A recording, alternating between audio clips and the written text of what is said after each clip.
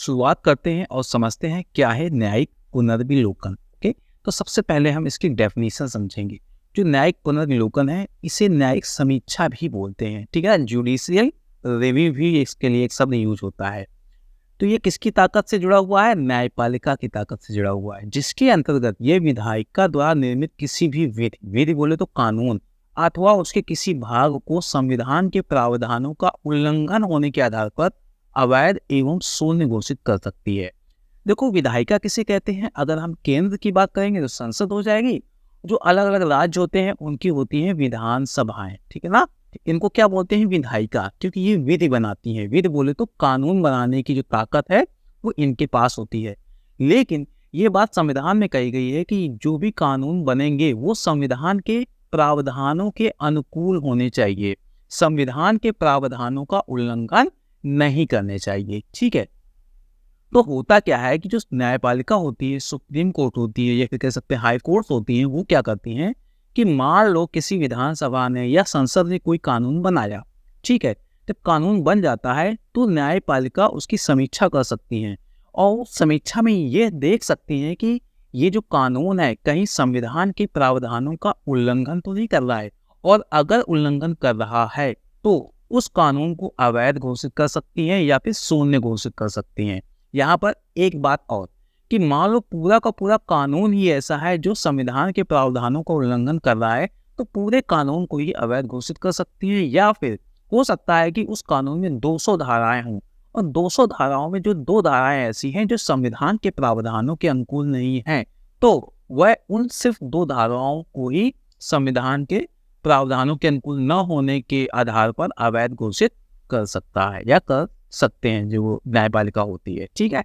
तो ये है किससे जुड़ी हुई ताकत है? न्यायपालिका से जुड़ी हुई ताकत है। तो यहाँ पर इतना याद रखना है कि ये जो ताकत यूज होती है सिर्फ कानूनों पर यूज नहीं होती है।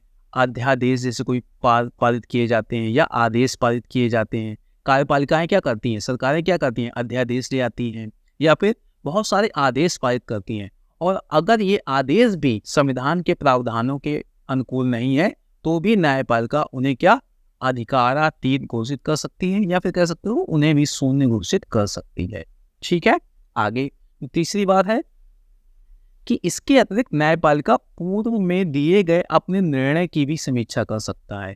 यानी कि जो कहते हैं विधानसभाएं जो कानून बनाएंगी, ठीक है, और जो कार्यपालिका जो सरकारें आदेश पारित करेंगी, इसके अलावा मान लो आज से 40 साल पहले सुप्रीम कोर्ट ने कोई निर्णय दिया था, ठीक है। अब लंबा समय बीत गया, 40 साल बाद जब चेक कर रही है सुप्रीम कोर्ट तो ऐसा लग रहा है कि बदलते समय के अनुसार वो जो निर्णय सही नहीं है, तो अपने ही निर्णय की समीक्षा कर सकता है और अपने पुराने निर्णय को बदल सकता है। तो ये जो सारी ताकत है ना, ये क्या है? न्यायिक पुनर्विलोकन है या फिर कह सकते हैं न्यायिक समीक्षा की ताकत है। ओके, अब आगे और समझ लेते हैं कि ये जो न्यायिक समीक्षा या न्यायिक पुनर्विलोकन का कहते हैं ना, ये जो सिद्धांत है ये सबसे पहले कहाँ से आया था? संयुक्त राज्य अमेरिका की न्यायिक व्यवस्था की देन है। यानी कि वहाँ के संविधान की देन नहीं है, वहाँ की जो सुप्रीम कोर्ट होती है, ठीक है ना, उसने ये सिद्धांत निकाला था। ओके, और वो केस कौन सा था? मालवरी बनाम मेडसन वाद 1803 का केस है, जहाँ पर वहाँ की सुप्रीम कोर्ट ने कहा था यही कि जब भी कोई सरकार कानून बनाएगी या फिर विधानसभाएं या संसद जो कानून बनाएंगी, उसको ये चेक कर सकती हैं कि वो जो कानून है वो संविधान के प्रावधानों के अनुरूप है या नहीं है। तो ये जो कॉन्सेप्ट है कहाँ से सामने आया? संयुक्त राज्य अमेरिका से सामने आया था। अब हम आगे समझ लेते हैं। जो पुनर्विलोकन या समीक्षा जो शब्द है ना, भारतीय संविधान में सिर्फ एक जगह यूज हुआ है, अनुच्छेद 137 में, ठीक है। इसके अलावा यूज नहीं हुआ है। ओके, इसके अंतर्गत उच्चतम न्यायालय को अपने द्वारा दिए गए निर्णय अथवा आदेशों की न्यायिक पुनर्विलोकन या फिर कह सकते हैं समीक्षा की शक्ति प्रदान की गई है। यानी कि संविधान तो इतना बड़ा है और सुप्रीम कोर्ट के पास ताकत भी है, लेकिन ये जो शब्द है न्यायिक पुनर्विलोकन सिर्फ अनुच्छेद 137 में प्रयोग हुआ है, जहां पर उच्चतम न्यायालय अपने पूर्व में दिए गए कोई भी निर्णय की समीक्षा कर सकता है और उसे लगे कि इसमें कोई जो पुराना निर्णय था उसमें कोई परिवर्तन होना चाहिए तो परिवर्तन भी कर सकता है, ठीक है। लेकिन बहुत सारे ऐसे अनुच्छेद हैं जहां से इनडायरेक्टली न्यायालय को या फिर कह सकते हैं न्यायपालिका को न्यायिक पुनर्विलोकन की शक्ति प्राप्त होती है, जैसे अनुच्छेद 13। अनुच्छेद 13 क्या कहता है कि अगर संसद या विधानसभाएं या कोई सरकारें ऐसा नियम कानून पास करती हैं जो मूल अधिकारों का उल्लंघन करता है, ठीक है ना, तो वो प्रावधान नहीं माने जाएंगे। तो इसकी समीक्षा कौन चेक कौन करने वाला है? न्यायपालिका चेक करेगी। तो यहाँ से ताकत मिल रही है। अनुच्छेद 32 और अनुच्छेद 226 क्या है कि अनुच्छेद 32 क्या होता है, अगर मूल अधिकारों का उल्लंघन होता है तो सुप्रीम कोर्ट चेक करेगा, ठीक है ना। तो मूल अधिकारों का उल्लंघन कोई एक आम आदमी भी कर सकता है, कोई कंपनी भी कर सकती है, सरकारें भी कर सकती है और विधानसभाएं संसद भी कर सकती हैं, ठीक है। तो मान लो संसद ने कोई कानून बना दिया या सरकार ने कोई आदेश पारित कर दिया जो मूल अधिकारों का उल्लंघन कर रहा है, तो सुप्रीम कोर्ट उस पर रोक लगा सकता है। आगे 226 में हाई कोर्ट को यही ताकत दी गई है, ठीक है। अनुच्छेद 143 क्या कहता है कि कई बार जो राष्ट्रपति होता है ना, वो सुप्रीम कोर्ट से सलाह लेता है, ओके, और फिर सलाह के अनुसार ही क्या करता है, काम करता है, ओके। तो यहाँ पर ये जो ताकत कहाँ से मिली है? अनुच्छेद 143 से, जहाँ पर राष्ट्रपति सुप्रीम कोर्ट से सलाह लेता है। तो यहाँ से क्या होता है कि ये वो अनुच्छेद है जहाँ से न्यायपालिका को न्यायिक पुनर्विलोकन की शक्ति प्राप्त होती है इनडायरेक्टली, ओके। तो यहाँ पर दो चीजें याद रखनी है। पहली बात तो ये कि वो कौन सा अनुच्छेद है जहाँ पर न्यायिक पुनर्विलोकन शब्द का प्रयोग हुआ है। इसके अलावा जो और कौन कौन से अनुच्छेद हैं, ठीक है ना, जहाँ से न्यायपालिका को न्यायिक पुनर्विलोकन की शक्ति प्राप्त होती है।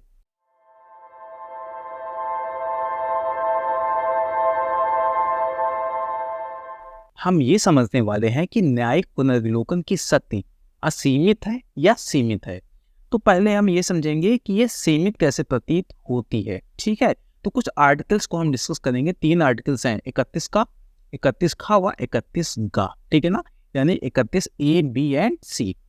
तो 31 का क्या कहता है कि अगर कोई कानून बनाया जाता है जो भूमि सुधारों के पक्ष में है, ठीक है ना, तो उसका न्यायिक पुनर्विलोकन नहीं हो सकता है, ठीक है। किस बेस पर नहीं हो सकता है? कि अनुच्छेद 14 या 19 का वो उल्लंघन कर रहा है। तो भूमि सुधार में क्या है कि जब अंग्रेज थे तो कुछ लोगों के पास क्या था कि बहुत ही ज्यादा संपत्ति इकट्ठा हो गई थी, बहुत ही ज्यादा जमीन इकट्ठा हो गई थी, और ज्यादातर जो आम देशवासी थे उनसे जमीन छीन ली गई थी, ठीक है। तो कुछ लोगों के पास बहुत जमीन थी, तो सरकार ने सोचा कि अब भूमि सुधार करने जरूरी है, यानी कि अमीरों से जिनके पास जमीन ज्यादा है उनसे छीननी होगी और गरीबों में बांटनी होगी, ठीक है। तो अब आर्टिकल जो 31 था वो शामिल था, ठीक है ना। अनुच्छेद 31 वो संपत्ति का अधिकार दे रहा था। अब जब संपत्ति का अधिकार जमींदारों को भी मिला हुआ है, अगर जैसे छीना जाएगा तो ये लोग कहाँ चले जाएंगे? सुप्रीम कोर्ट चले जाएंगे, कहेंगे हमारा जो संपत्ति का अधिकार छीना जा रहा है, साथ में ये समानता और स्वतंत्रता का अधिकार का उल्लंघन कर रहा है। तो फिर ये आर्टिकल पहले ही शामिल कर दिया गया और ये कहा गया कि 31 का में कि अगर हम भूमि सुधार करेंगे, ठीक है ना, तो वहां पर कोई जमींदार सुप्रीम कोर्ट नहीं जा सकता है और ये कह सकता है कि हमारा जो अनुच्छेद स्वतंत्रता और समानता का अधिकार का उल्लंघन हो रहा है। तो यहाँ पर क्या हो गया? न्यायपालिका की शक्ति सीमित हो रही है। इसके अलावा 31 खा क्या बोल रहा है कि अगर कोई कानून या आदेश नवीन सूची में शामिल कर लिया जाता है तो उसका न्यायिक पुनर्विलोकन किसी भी आधार पर नहीं किया जा सकता, ठीक है ना। उसका जो नवीन सूची इसी वजह से ही बनाई गई थी कि जब भूमि सुधार किए जा रहे थे तो बार बार सुप्रीम कोर्ट के पास केस पहुंच रहे थे, तो सरकार को भूमि सुधार करने में दिक्कत आ रही थी। तो ये कहा गया कि हम एक नवीन सूची बना रहे हैं, ठीक है ना, और यहाँ पर जो भी कानून रख दिए जाएंगे उनका सुप्रीम कोर्ट न्यायिक समीक्षा नहीं कर सकती है। तो यही बात कहाँ कही गई थी? 31 खा में कही गई थी। तो यहाँ पर क्या लग रहा है कि न्यायिक समीक्षा की शक्ति सीमित हो गई। आगे गा क्या कहता है कि अगर कोई ऐसा कानून बनाया जाता है, ठीक है ना, जो 39 खा और गा में जो उद्देश्य बताए गए हैं, नीति निर्देशक तत्वों में जो कोई उद्देश्य बताए गए हैं उनको पूरा करता है, तो भी इसकी चुनौती न्यायपालिका में नहीं दी जा सकती कि यह अनुच्छेद 14 या 19 में दिए गए मूल अधिकारों के असंगत है। 39 खा और गा ये कहता है कि जो संपत्ति का जो केंद्रीकरण नहीं होना चाहिए, यानी कि ऐसा नहीं होना चाहिए कि एक लोग के पास ज्यादातर संसाधन इकट्ठा हो जाए और बाकी लोगों के पास वो गरीब हो जाए, उनके पास कुछ बचा ही नहीं, ठीक है ना। अगर ऐसा केंद्रीकरण हो रहा है तो जो सरकारें होती हैं, संसद होती हैं, उसका पुनर्वितरण भी कर सकती हैं, यानी कि अमीरों की संपत्ति को छीनकर गरीबों में बांट भी सकती हैं। और अगर ऐसा कोई कानून संसद बनाती है, ठीक है ना, यानी अमीरों से कुछ जमीनें या फिर उनकी संपत्ति छीनती है, तो उसका भी न्यायपालिका जो होती है वो न्यायिक पुनर्विलोकन नहीं कर सकती है। तो ये 3 आर्टिकल से क्या समझ में आ रहा है कि सुप्रीम कोर्ट की न्यायिक पुनर्विलोकन की शक्ति सीमित हो रही है। ये आर्टिकल मैं इसलिए बता रहा हूँ जिससे कि आप लिख सकें, ठीक ना, रेफरेंस के तौर पर लिख सकें, अपनी बात को प्रूव करने के लिए लिख सकें। अब हम कुछ ऐसे सुप्रीम कोर्ट के केसेस बताते हैं जहां से ऐसा लगने वाला है कि सुप्रीम कोर्ट की ये ताकत कैसी हो जाती है, असीमित हो जाती है। 3 केस है, केशवानंद भारती, मिनर्वा मिल्स और IR Coelho case. Kesavananda Bharati case में एक सिद्धांत सामने आता है जिसको बोलते हैं आधारभूत ढांचे का सिद्धांत, ठीक है ना। अगर सर्वोच्च न्यायालय ने संविधान के किसी हिस्से को ये कह दिया कि यह संविधान का आधारभूत ढांचा है, तो संसद अब कुछ नहीं कर सकती है, ठीक है ना। संसद की सारी ताकत शून्य हो जाती है, यानी कि उसको संशोधित नहीं कर सकती है। और आगे चलकर क्या किया, 1980 में मिनर्वा मिल्स मामले में संसद ने सुप्रीम कोर्ट ने परोक्ष रूप से घोषित कर दिया कि जो न्यायिक समीक्षा की शक्ति है वो संविधान के आधारभूत ढांचे में शामिल है। तो यहाँ से क्या लग रहा है कि जो न्यायिक पुनर्विलोकन की शक्ति, अगर संसद चाहे कि संविधान संशोधन करके उसे छीनना भी चाहे तो छीन नहीं सकती है। और आगे चलकर IR कोयलहू बनाम स्टेट ऑफ तमिलनाडु केस में सुप्रीम कोर्ट ने क्या कह दिया कि नवीन सूची में भी अगर कोई कानून शामिल कर लिया जाता है तो न्यायपालिका अब उसकी भी समीक्षा कर सकता है।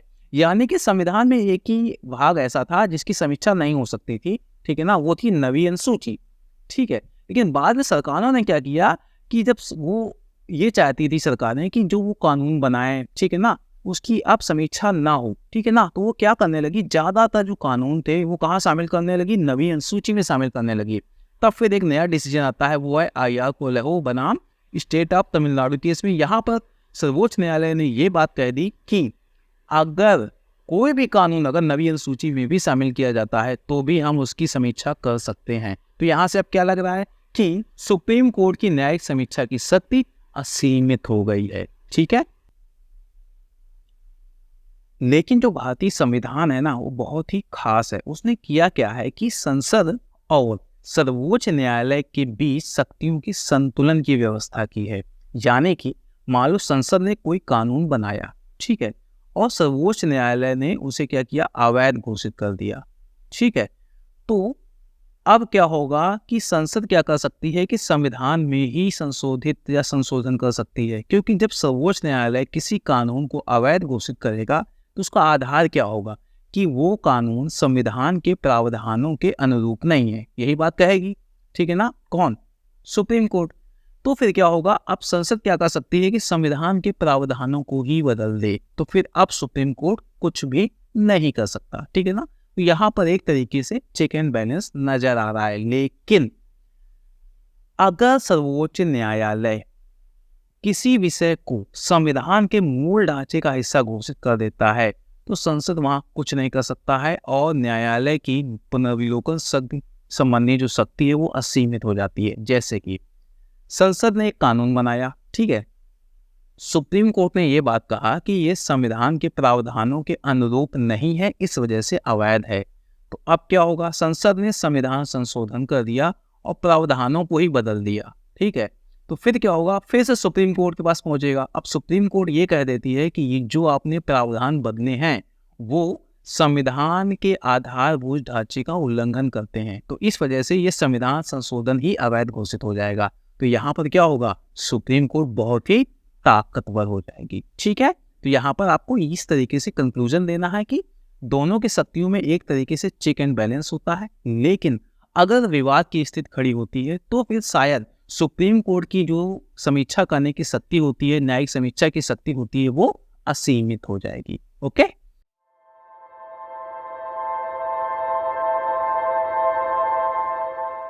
अब हम तुलना करने वाले हैं भारतीय सुप्रीम कोर्ट और अमेरिकी सुप्रीम कोर्ट की जो न्यायिक समीक्षा की शक्ति है उसकी तुलना करेंगे और समझेंगे कि किस सुप्रीम कोर्ट के पास में ज़्यादा ताकत है। ओके, तो सबसे पहले अमेरिका की हम बात करें कि अमेरिकी संविधान में ऐसी किसी भी ताकत की चर्चा की ही नहीं गई है, ठीक है।